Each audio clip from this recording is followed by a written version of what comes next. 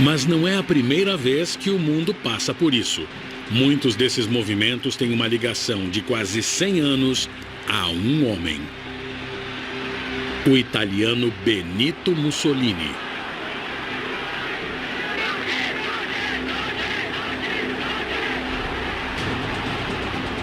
Mussolini foi considerado um palhaço, um tirano inferior, que governava na sombra de Hitler e Stalin. Mas ele não era discípulo de ninguém.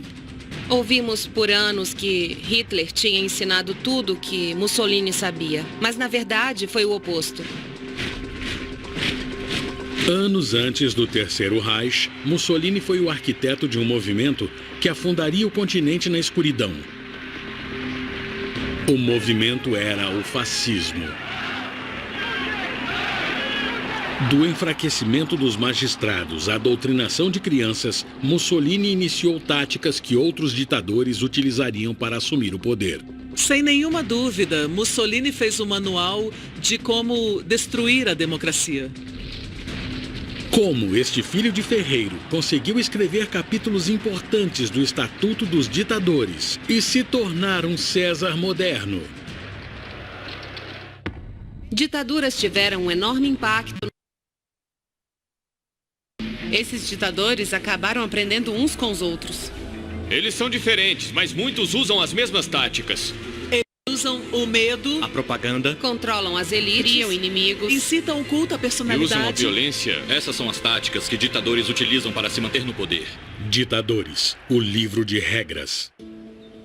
Benito Mussolini.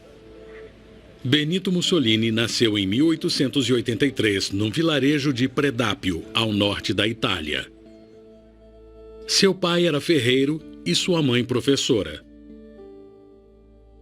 Quando ainda era criança, o comportamento de Mussolini já indicava o homem que ele seria. Mussolini tinha um temperamento violento, ele era desordeiro na escola. Ele, inclusive, esfaqueou um colega de classe com uma tesoura.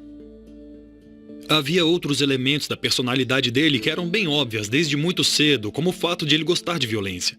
Ele foi expulso aos 11 anos de idade por esfaquear um colega de classe, uma coisa que ele fez várias vezes e sempre se prejudicava por esfaquear pessoas.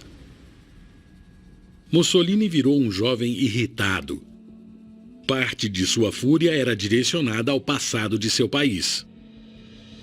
Era um novo século, mas a maior parte da Itália permanecia numa sociedade quase feudal.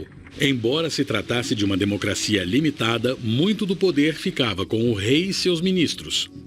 A riqueza era concentrada nas mãos de latifundiários e magnatas.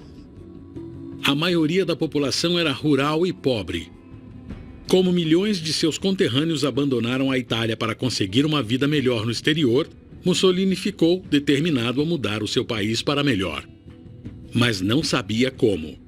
Embora não fosse um homem religioso, ele se achava muito parecido com Hitler, que era um homem de providência, alguém escolhido quase que divinamente para curar as feridas da Itália.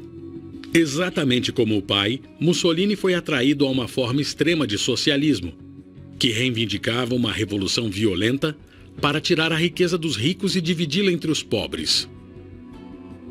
Mussolini tinha um temperamento rebelde, cabeça quente. Ele queria se livrar de tudo, ele gostava de tumulto.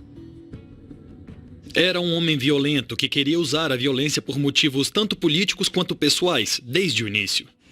Ele tinha conflitos frequentes com a lei devido à sua natureza violenta. Julho de 1903. Depois de se mudar para perto da Suíça, Mussolini foi preso por supostamente tentar incitar uma revolução. Ele foi deportado para a Itália.